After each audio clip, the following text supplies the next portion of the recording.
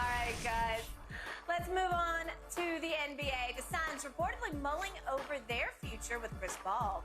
NBA insider Ramona Shelburne gave her insight in a recent interview. Shelburne said, quote, "The Phoenix Suns don't waive Chris Paul unless they feel pretty good about somebody else. I want you to keep an eye on James Harden. I don't want to report anything, but that was in the wind for the past month or so." Interesting, right, Shannon? If it does play out like that, how would Harden fit in Phoenix? Well, he'll feel fine if that's what he wants, Skip. It just all depends on what does James Harden really want. Now, this is what Chris Haynes reported last month, that Harden would only entertain suitors that present a competitive roster and the basketball freedom for him to be a star. Okay. He can, with KD and Book, and you think you're going to be what you were in Houston? Well, you'd have to be what you were in Philadelphia. Right? Or you have to be what you were in Brooklyn. Or you're going to be Skip because he had that streak where he's averaging like a triple-double. So if that's what he wants, James Harden has shown me. Now, I don't know if he can give where he had a stretch where he had averaged like 40 for like a month and a half. Yeah. I don't know if he can be that.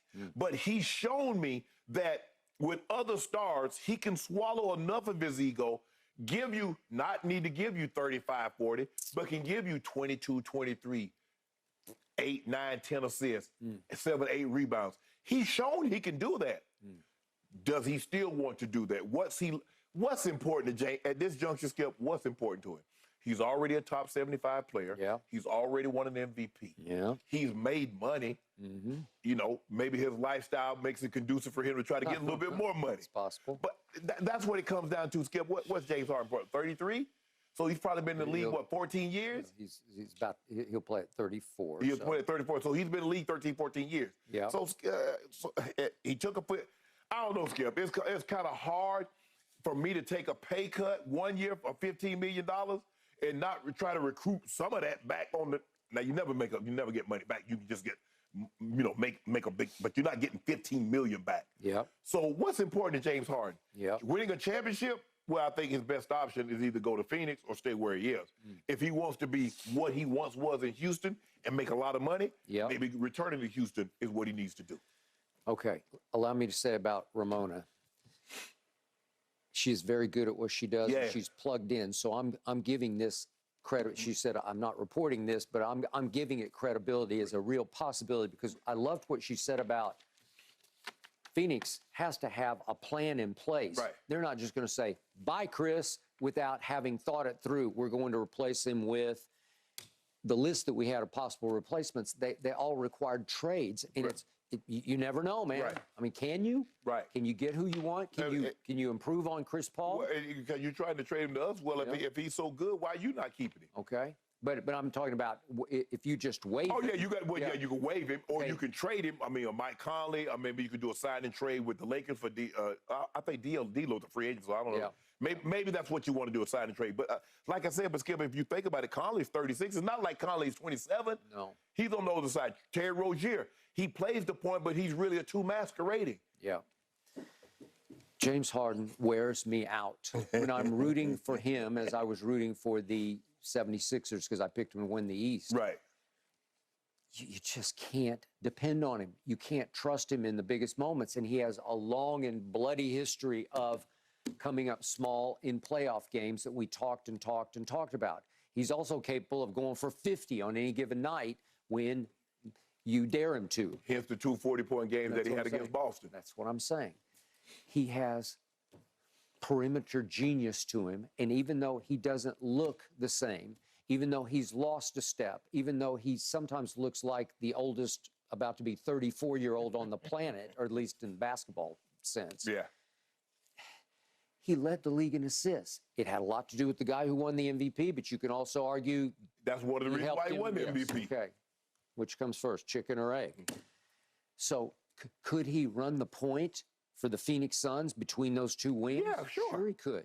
Could he lead the league in assists if he so dedicated himself to doing that? Sure he could. Didn't he lead the league in assists at Brooklyn? Or maybe he didn't qualify. But we saw him play with KD and Kyrie. Yeah. And still go get your 24, 25, averaging like double-digit assists, had a high total in rebounds. So we know he can do it, but we're assuming that a championship is the most important, and we need to stop assuming that. That we look at it like, oh, okay, championship. Yeah. But maybe these guys are not looking at it like that. Man, I'm trying to get $300-400 million. Then, by the way, if this did happen, if he did opt out of his Philly deal and into whatever, again, now we get into the cap issues. Could they pay him? I'm assuming they've figured out how they could pay him. Yeah, but I don't know. Skip Book's on a max contract. KD's on a max contract. DeAndre Ayton's on the trading block. Right. So maybe that would clear enough that you could add if you could figure that part out. Well, if he opted out of $35 million, you know he's gonna want 40. Yeah. Listen, these teams, when they really want to add somebody, even though the cap gets harder and harder, Right. You pay they just luxury do penalty. it. They just do it. Matt Ishbia, the new owner, is going to say, "I got this. I got the deep enough pockets. Right. I want to go win a championship because I have Kevin Bleepin Durant right now, and my window's starting to close. He's getting up there in age, but I got a shot because Devin Booker is in his prime." Dude, you know what I noticed? I noticed these guys, these young guys that come in and buy these teams, they've had a lot of success and they've won. And when they first get to the NBA, It's they like, want to win. They want to win. Oh, I want to win. Yeah. But as time goes on, all of a sudden you see Josiah. He came in. Oh, I want this. I want that. Go get KD. Okay, we got KD. We got Kyrie. Okay, we gonna trade for James Harden. And then all of a sudden it's like, damn, this thing harder than I thought it was. And we're in the luxury tax. We're in the repeater. Yeah. I blow this thing up. blow it up. And now we're starting over. Exactly. And I'm a long way away from winning a championship. So Matt Ishbia is coming in like, He championship. I won. Well, he was on a championship team at Michigan State under Coach Izzo in, what was it, 2000? Yeah, but here's the thing. There was no NILs. Because imagine if there were NILs there, then all of a sudden this guy Cleves, and there's this guy, there's somebody. Well, Carolina say, we got this much for you, Mateen. If you come over here, we see these guys now. So the NIL deal, the bigger NIL deal, I might not be here very long. All right. So what do I see in James Harden at an advanced age? I see a guy who really doesn't love the pressure of having to live up to championship expectations, aspirations. Okay. So I don't even know, does Houston really want this? Would they pay him max money? Because he's going to be a bridge to what you hope is a contending team, right? Yeah. But do you want him as almost a sideshow? Because he is a hot commodity there. He is beloved in Houston. Yeah. Do you want to bring him back for a last hurrah? Do you want him to retire as a Rocket? Do you want to pay him max money to do that with all these young players? Are you willing to stud the growth That's of what Porter you do. Jr. That's what you Kenya do. Martin Jr. and Jalen Green and Porter? And Sengi. I like Sengi. I do too. So it doesn't make a lot of sense to me because I don't know if James Harden makes them. He says he wants a competitive roster. Yeah, that doesn't work. Yeah, that doesn't make sense to me. Maybe Houston can pay him the most money. There's no taxes. Yeah. He's comfortable there. His family's there. But, I mean, does Phoenix make sense? Absolutely, it makes sense. Going back to Philly makes sense. Yeah. But how much is it going to cost Philly? How much is it going to cost Phoenix? And what I would like to know, what's the most important things to James Harden? I don't know. That's a great question. That is actually the question. All I know for sure is he's as lucky as it gets when it comes to basketball situations because every time I turn around, he's in the middle of another one, right? Right.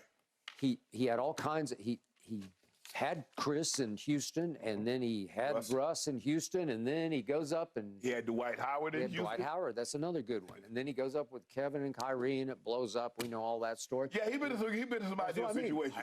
Embiid and Tyrese Maxey and Doc and don't forget he had KD and Russ back in the day. And he started out. I know he was the sixth man. Yeah, so James Harden might have been in the best situation of any NBA player in the history of the game. For his whole career, if you look at help, if you look at teammates, super teams, I don't think anybody's had a run like this guy. Had Dwight Howard made the the 75th anniversary team, it would have been a situation that he had never played with anything but a top 75 player of all time. Yeah, if he winds up playing for Phoenix next year, and you look at the Hall of Famers he will have played with in total in his career, you'll say, this is it. Yeah. I mean, unless you go back to Showtime Lakers where they're all teammates because they're all great and the teams are great. But I think this would eclipse that. Oh, yeah. Whew. KD, Russ, KD and Kyrie, Joel Embiid. That would be KD Book. He had Chris, you mentioned he had Chris CP3 in Houston. And Dwight. Okay. Man. We got Hall of Fames everywhere. Yeah. He's been publicly recruiting James Harden to join the Miami Heat. That would be an intriguing scenario. I don't know if he gonna work. No. Not playing no defense. Oh, no, I don't know. I don't know how that's gonna turn out. Be a lot of strong personalities on that squad. I don't know. All right. Nikola Jokic, gentlemen, do you consider him a transcendent player? That's next, right here on Undisputed. Today, shocking, he was talking to reporters. The topic, potential moves by the Cowboys. Jerry says re-signing Ezekiel Elliott after his release, not out of the question, and yup, still could happen. Well, it's fun to talk about. Shannon, can you actually see Jerry bringing Zeke back? I told you this, didn't I? You got to, no, what do we need? We don't need it. What we need is 1 yard and got a cloud of dust for it. Well, that's what we need that like a hole in the head. Yeah, I can see it, but Skip, what's the competition? It's not like it's a competition out there. Jerry got to hurry up and do something because somebody's looking to sign him. Who's looking to sign a 27-year-old running back that's regressed year after year after year after year? Every year of his career. Skip, I said he's never going to be the same again once he started to decline. Zeke is coming off a career low in rush attempts, 231. Rush yards, 876. Yards per carry, 3.8. He had 17 runs of 10 yards in an entire season. He had only 17 runs that went for 10 yards or more. In his last 4 regular season games, he averaged 2.7 yards a carry. Man, you did your homework. Yeah. You need that?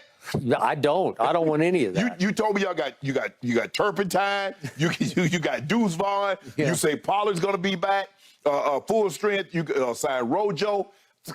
Skip, I get it. Jerry has this, he drafted Zeke. He did. He has this love and affinity and infatuation for guys that he drafts. They're his babies. It just, I don't get it, but everything ain't for me to get. It doesn't make sense to me. Okay. Do I believe that Jerry views Zeke like a son? I do. Or maybe at this point, a grandson. Man, Skip, you remember he's ready to blow up the entire league. He's ready to blow it all. Jerry's willing to risk it all. He was. Lisa Friel, there's no there. Now you go kill the goose that's laying the golden egg. When Zeke went through all of his off the field, Jerry fought and fought and fought for him and paid his court costs. They won the first round of court, remember, to keep him eligible. Just so you know, he ain't never forgiven Roger for that. You're probably right about that. But Roger has reason to get even with Jerry, too, because Jerry went rogue on the whole league. You know how he got his even? Pepsi-Cola deal. You know how he got even with him? You notice all these cities get these Super Bowls, and they keep bypassing. I guess you know that. Okay, they say, I get you back. Wait, was the last one in 2011? It snowed. It wasn't the Aaron Rodgers one. No, it was. It was the Aaron Rodgers. It was. Yeah. That's right. Okay. Yeah. Well, it snowed, so you're out. Okay. But you're out of the rotation. Think about all the cities, this one and that one and this one. Jerry, like, y'all know I got the best showcase. I showcase the best thing. Yeah, but you ain't getting it. Okay. I'm going to make one case and one case only. Okay. We've been talking a lot about the Miami Heat and Heat culture. Yeah. There's one player on the Heat bench who never gets in the game. His name is Udonis Haslem. Why is he dressed out on the bench like he's a player? Yeah. Because he's actually an assistant coach / player because he is the voice in the locker room. He is often the voice in the sideline huddle, right? He's what they call the gatekeeper. Okay, he's the gatekeeper. Can Zeke be the gatekeeper for the 2023 Dallas Cowboys? Can he be the veteran locker room voice who rarely gets in the game for any reason? He's not going to play special teams, I don't think. Come on, okay. But I mean, it's sort of come to that. Can you dress him out and really not play much at all? No. It doesn't work that way in football the way it does in basketball. Can you dress all the players in basketball, but you can't do it in football. You only got so many spots. Okay, so that's the only way I can see Zeke being a part of the team because I must admit, in a complete shock to me, given his off-the-field problems that he had from the start since he was at Ohio State, he emerged, he matured into I never thought I'd see this or say this. He became a team leader, as in Shannon, the team leader. Yeah. I think he became more of a team leader than Dak became. I think he became a more respected locker room voice than even Dak. So Jerry's saying, gee, can we somehow re-ingratiate that voice in our locker room if I can find a place for him in the running back rotation? Can he still bang away on 3rd and a foot? I don't know. I guess so. But, Shannon, to your point, down. And I was the biggest Zeke fan, and I'm not being a hypocrite here because all I care about in the end, I just want my team to win. He did not contribute to my team winning games over the last 3 years. The first 3 years, Shannon, if you look at his numbers, do you have his numbers there? Yes. Okay. His rookie year numbers are by far the best of his whole career. He took off and took over the whole league as a rookie. But it happens because running back translates faster from college football than any position times 10. Yep. Because the rookie running backs can step in. What was TD, Terrell Davis? A 6th-round pick. Okay, but how quickly did he start to help you? Well, immediately. I mean, he went for over 1,000 yards his rookie year. Then he goes 1,500, 1,700, 2,000. Okay, so and he won back-to-back Super Bowl. Right out of the University of Georgia, and he goes kaboom on the league, right? He did, Okay, it works, and it worked for Zeke, but I don't know what happened. I think he just ran into too many collisions. Yeah. He was as high collision of back as I have ever watched. He was the flip side of Emmitt Smith. Emmitt Smith had quickness in a confined space, as Norv Turner used to preach to me, and Emmitt Smith avoided contact better than any running back I have ever watched. Zeke hit contact harder than maybe any running back this side of Earl Campbell I ever watched, right? Yep. Okay, what numbers do you have? I'm looking at what he did over his first Skip. He had 40 touchdowns in his first four years. He had 28 his last 3 years. Okay. He had over 5,000 yards in his first 4 years. He's under 3,000 yards rushing his last. That's all you need to know. I like the yards better. The touchdowns, he could still score. Yeah, he had 12 touchdowns. He had 92 receiving yards. But if you look at the yards, Skip, and you said something like he was in, got some trouble since he had that incident. Yep. In which Kia Roberts lost her job because she didn't leave the accuser. The accuser. She did not. Ezekiel Elliott has been a model citizen. Let's give him credit because a lot of times, Ezekiel had learned. Agreed. He learned his lesson. He turned himself into something positive. Yes. So, but Skip, at the end of the day, this is a production. This is a business. It's about production, and his production has decreased. You're usually talking about production and tolerance, but there was no more tolerance as an issue. Yeah, because he didn't do production, right? He. Okay, so look at my stable of backs now. Tony Pollard, you can't argue out of it. He emerged as a star last year, right? Yes. He tore up his foot. He got the tightrope surgery on his ankle against San Francisco in the playoffs. And you believe he'll be back to what he was? He's saying, I'm on schedule for the start of training camp. He says, I feel quicker than ever. Well, he is lightning quick. I love Deuce Vaughn. I loved him. I've watched him as much as I watched any college player over the last 3 years, and he will translate. He was a 6th-round steal. I believe he'll turn out to be the steal of the draft. He will find a place in this rotation. I like the guy, I think it's Davis. Malik Davis. Okay, remember, undrafted out of Florida, but he did play at Florida. Right. Last year, every time he touched the ball, something good happened. Yeah. Okay. He carried 38 times for 161 yards. Guess what the average is? That's 4.2 per carry. Right. Well, Zeke was 3.8. So I can make the case right here, right now. He's 5'10", 207, Malik, and he hits the hole with some force, with some authority. Yeah. I can make the case that he's slightly more valuable right now than Ezekiel Elliott. Well, but if that's the case, Skip, then he can be your Zeke. Okay, but Ronald Jones, the second, as he's called. Ronald Jones, the second. He went to high school in McKinney, which is right near the Star, where the Cowboys train and where the facilities are, and he went out to USC. He was a really good player because he was a 2nd-round draft pick by the Tampa Bay Buccaneers, and in 2020, their Super Bowl season of Brady's first. Remember what he did? He almost went for just shy of 1,000 yards. Yeah. Well, he averaged 5.1 yards per touch that year, per carry that year. It was pretty great. And then he became an afterthought because playoff Lenny emerged. Remember? Well, he started fumbling the football. Remember how he got in the doghouse? But that year, he also had a 98-yard touchdown run. Okay? Yeah, I think Carolina. Yes, he did. Well, he's got some ability. And guess what he measures? He is 5'11", 225. So he can pound. Yeah. He can ground and pound you. My point is, I just named 4 backs. You're okay without Zeke. I can only do this, and it pains me to say this, because I'm not going to miss 3.8 yards per carry. How can I? It's not good enough. You need to prepare yourself. Zeke is coming back. Okay. Well, it could be, but as long as he's out of harm's way, I'm okay. But in football, I don't know how you do that You don't. exactly. So you Brady got back, he's gonna get a helmet and some shoulder pads. He's probably gonna be out there on Sunday. Okay. Well, is he going to get 10 carries a game? You know, I like him on blitz pickup because nobody's better than Zeke blowing up blitzers. Right. But where does that get me? Right. Well, just prepare yourself. Okay, but all that blitz pickup that he didn't seem to make Dak a better Dak still quarterback. a good tackler because he got to tackle the guy that Dak threw it to. That's a good point. Maybe that's his job.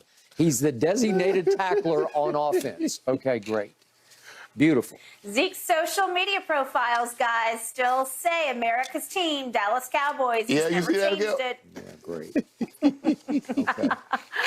Guys, let's get back to Eric Spoelstra when we come back after this break. Do you think he is the driving force behind this historic run for the Heat? Skip and Shannon weigh in on the other side of this.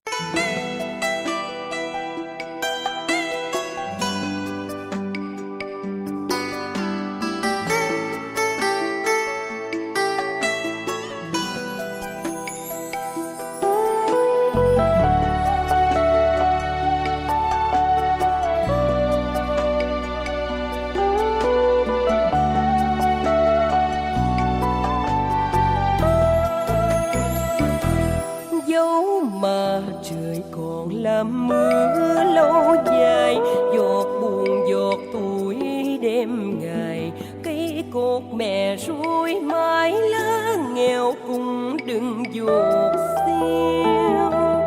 Dẫu mà cơn nắng bấy lâu mà dây bầu, mây còn không héo mới mưa dầm, mây lại héo dày.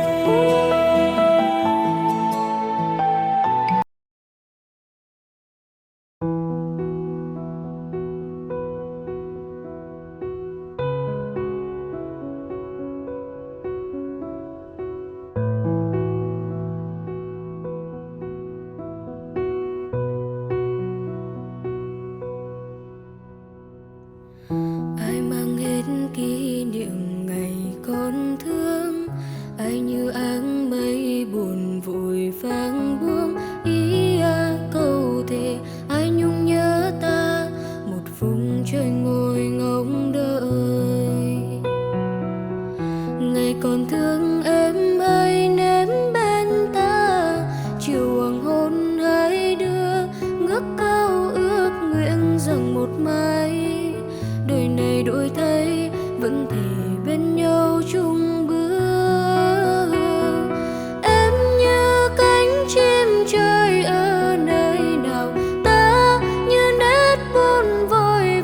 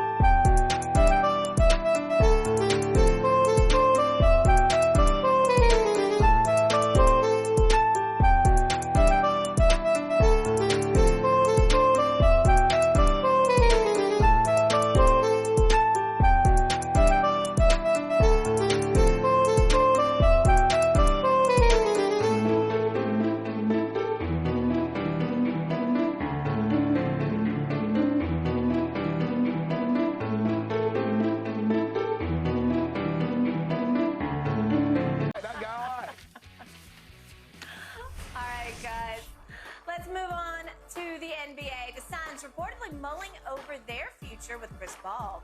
NBA insider Ramona Shelburne gave her insight in a recent interview.